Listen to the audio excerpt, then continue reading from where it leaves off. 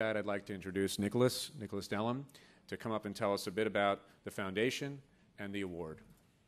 Thank you. Good afternoon. Let me first say on behalf of the foundation that I am very happy to be here at Innovate46. It's a great event and it's been a great day so far. Although the idea wasn't that I was supposed to stand up here. I was actually supposed to be sitting down there where you're sitting right now, listening to Mr. Anders Wall's introductory speech.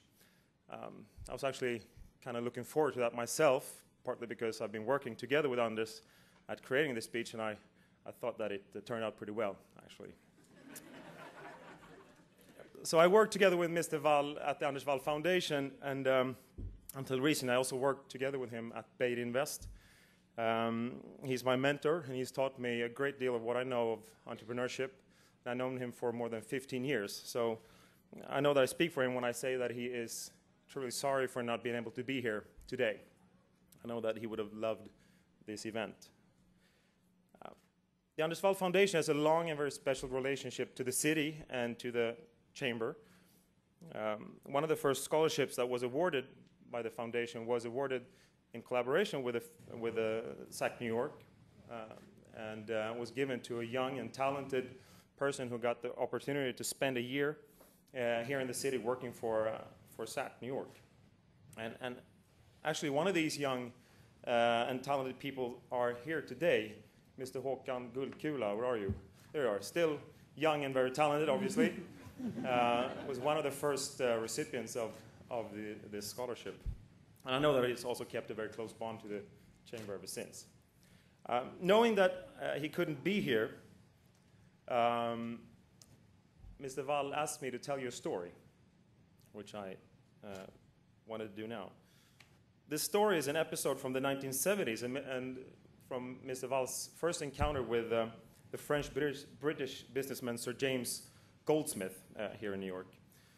Among many other things, Mr. Goldsmith owned the Swedish food company Felix, which Mr. Wall was interested in acquiring. And he was heading Beit Invest, the Swedish investment company at the time. In those years, Beit Invest was one of the leading food producers in Sweden, including companies such as Pripps, Abba, Ramlösa, and Sibylla. And at that time, Mr. Wall considered Jim Goldsmith to be sort of out of his league.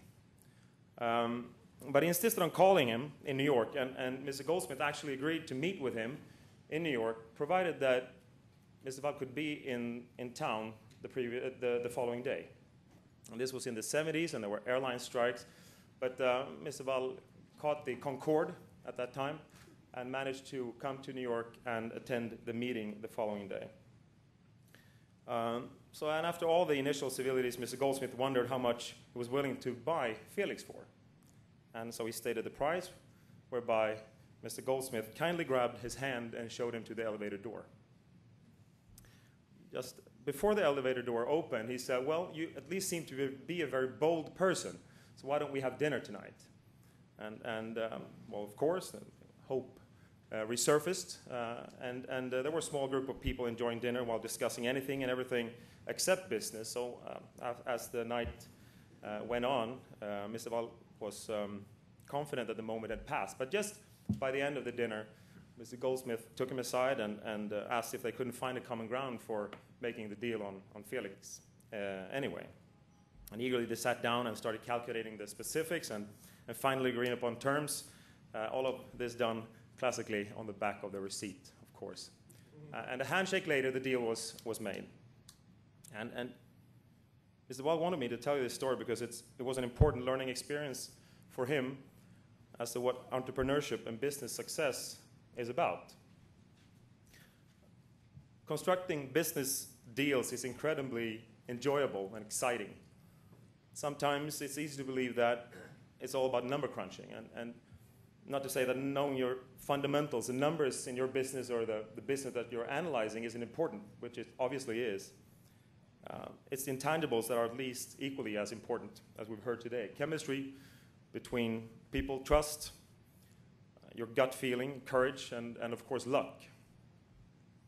It's about seizing in the moment when it arises. And in order to feel for your business, you must first be able to trust your instincts. And regarding luck, I think personally that our Swedish national hero, the skiing champion Ingmar Stenmark, said it best, as someone insinuated that he won his race on a stroke of luck. He said, well, the funny thing is, the more I practice, the more luck I get.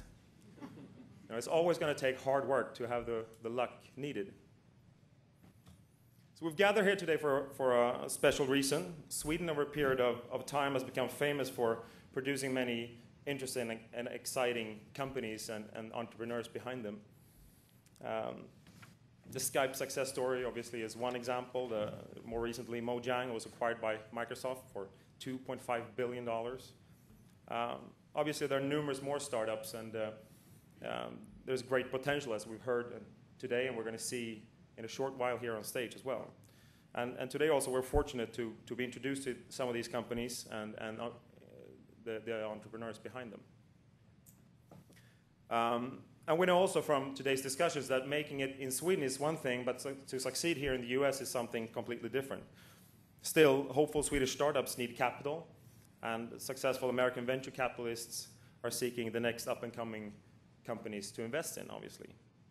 And today, the Swedish-American Chamber of Commerce is hosting an event to combine these two, which we think is great, and we're very happy to be part of it.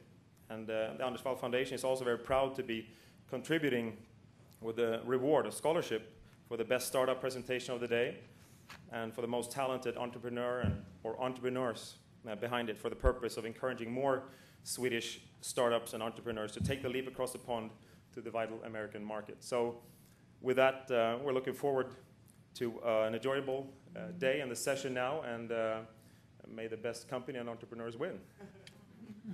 Thank you.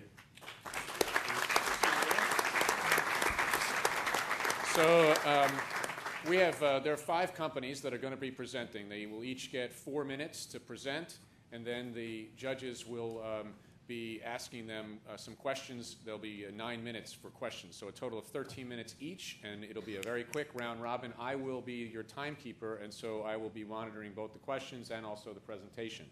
So the 5 companies are Narrative, Ticktail, Virtusize, Goo Technologies, and Campania. Not in that order. The order is now going to be selected by Niclas as we will put down these cards. And by the way, I love this. Do we all remember these? I mean, and they hold what? 1 Word document or something? So it's pretty amazing that what we've come this far. So, Niclas, why don't you pick our first? All right, so this one will be first. Okay. Second? Second would be that one. All right. Third. Okay. Fourth. And then this is 5th. Okay, so